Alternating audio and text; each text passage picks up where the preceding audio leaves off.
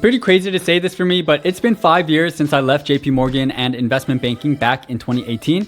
And one of you guys in the comments section made a suggestion about how I should make a video about where my analyst class is now after 5 years. And so that's what this video is all about.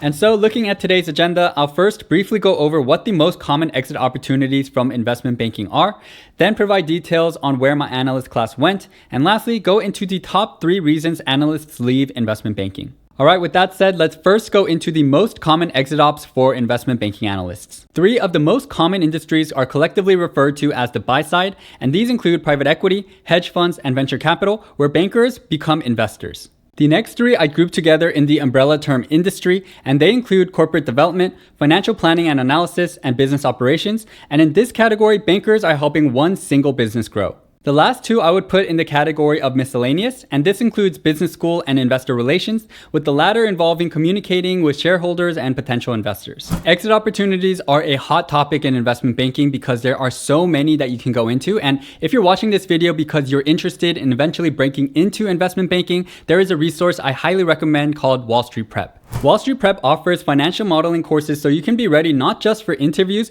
but your job on the desk as a banker. And what I really like is that they have you dig into financial statements and build models using real numbers, just like what I used to do at JP Morgan. Wall Street Prep offers a lot of great courses, but the 2 I particularly recommend are the accounting course if you don't have any prior accounting knowledge, and the premium modeling package, which has been taken by over 100,000 students and goes over all the key valuation concepts I learned in banking like DCFs, comps, accretion dilution, and LBOs. Wall Street Prep has been around since 2004, and they help train employees at all of the top banks and institutions in the world, including at Wharton, which is where I'm currently getting my MBA, and a lot of my classmates have been attending their live instructor sessions.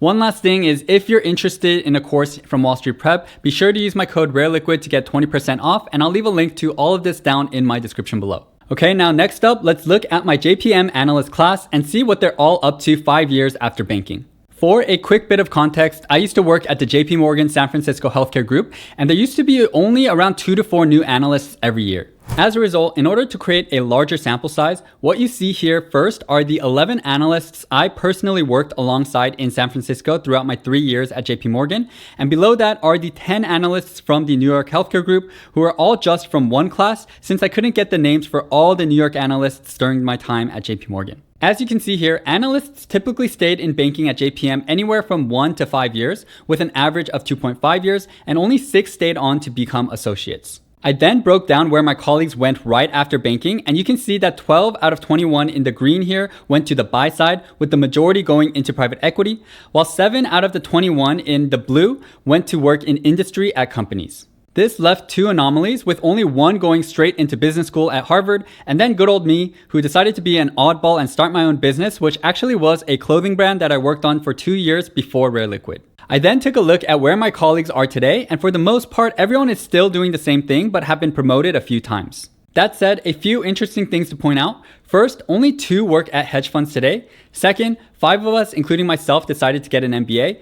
And third, and perhaps the most interesting thing here, is that only 2 former analysts are still in investment banking today. But the one that went to HBS first did venture capital for a few years before going back into banking. And then the other did private equity for a year before going back to JP Morgan. And so in summary, here are some interesting statistics.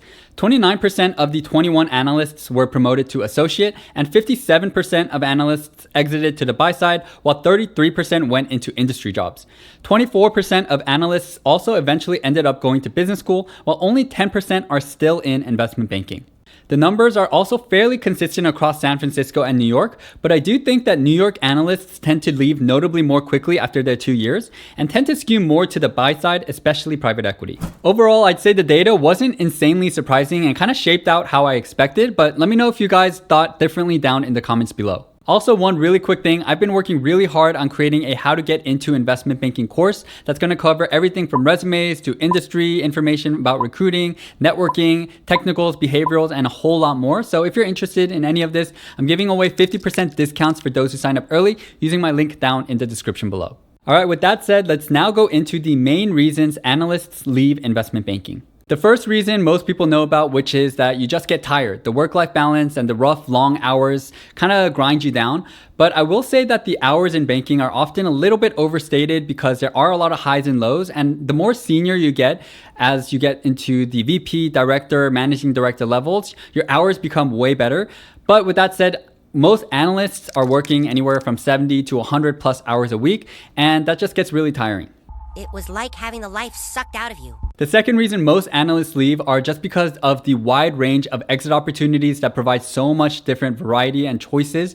And usually a lot of analysts really enjoy going to the buy side, which sounds like it's just glorified and has greener pastures. But with the buy side, it doesn't actually always mean way more compensation, at least in the short term, and better work-life balance, because a lot of times in private equity at a hedge fund, you're also working a lot of hours, or you're also being more stressed per hour because the work is more intense. The third reason a lot of analysts leave is that the work gets boring. And I know from the outside looking in, banking can seem super glamorous with a lot of high profile transactions, working with CEOs, CFOs, and there's a ton you can gain from banking as an analyst, don't get me wrong. It's just that a lot of deals are very process oriented, meaning M&A, IPO, and debt deals tend to be kind of the same regardless if you're serving different clients. And so the work, especially after 1 to 2 years as an analyst doing this for so many hours every single week, can get a little bit boring and repetitive. And so that's why a lot of analysts leave, and especially leave to industry jobs where they feel like they want to actually build a product or business rather than just serving clients and working on transactions. All right, so that concludes the video. Let me know down in the comments below if you have any questions or want me to cover anything else about investment banking, finance, MBA life, and etc. And in the next screen, you're gonna see a video about a week in the life of an investment banking analyst, in case you wanna check that out. With that said, thank you all so much for watching. Hope to catch you all in the next video. Thanks so much, guys, and peace out.